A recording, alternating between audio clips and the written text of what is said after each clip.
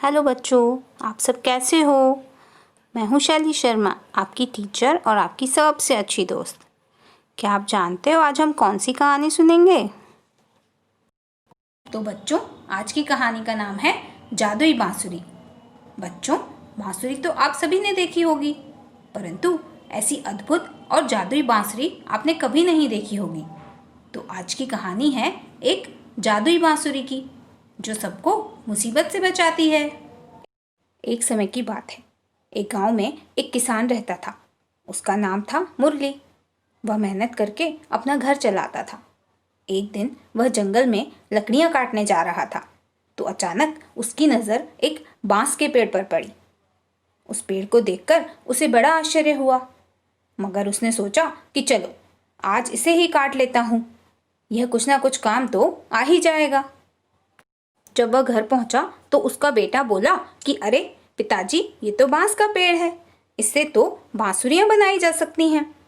वह अपने पिता से बोला कि आप मेरे लिए इसकी एक बांसुरी बना दीजिए। तो वह किसान बोला कि बेटा, मुझे तो बांसुरी बनानी नहीं आती, परंतु अगर तुम कहते हो तो मैं कोशिश करके देख लेता हूँ।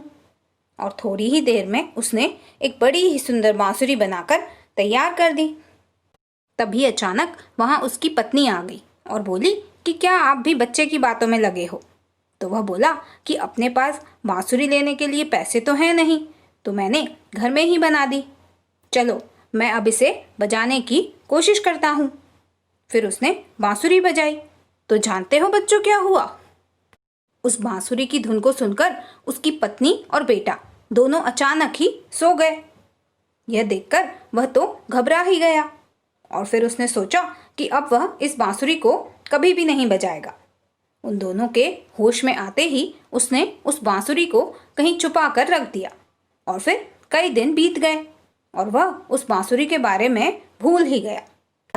फिर एक बार अचानक उनके गांव में कहीं से बहुत सारे चूहे आ गए। चूहों ने इतना आतंक फैला दिया कि सभी गांव वाले बहुत परेशान हो गए।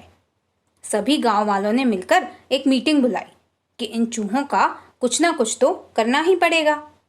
तो गांव के मुखिया ने कहा कि इन चूहों को खाने के लिए बिल्लियों को गांव में लाना पड़ेगा। तो सबने कहा ठीक है।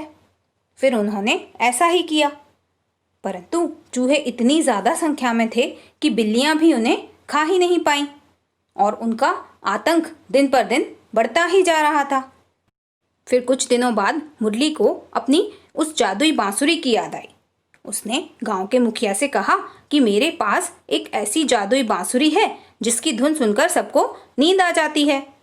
तो मुखिया ने कहा ठीक है, तुम अपनी बांसुरी से यदि चूहों को सुला दोगे तो मैं तुम्हें मुंह मांगा इनाम दूंगा। फिर बस मुरली ने अपनी बांसुरी बजाई और चूहे सभी जगहों से निकलकर मुरली की बांसुरी सुनने आने लगे और कुछ ही देर में सारे चूहे बांसुरी की मधुर धुन को सुनकर सो गए। चूहों के सो जाने पर गांव के मुखिया ने चूहों को किसी दूर जंगल में छुड़वा दिया और अब सारे गांव के लोग खुशी खुशी रहने लगे। तो आपको ये कहानी कैसी लगी, आप मुझे कमेंट करके ज़रूर बताना और इस कहानी के बारे में अपने फ्रेंड्स को भी ज़रूर बताना। और हाँ, वीडियो को लाइक, शेयर और चैनल को सब्सक्राइब भी ज़रूर करना। Okay, bye bye, take care.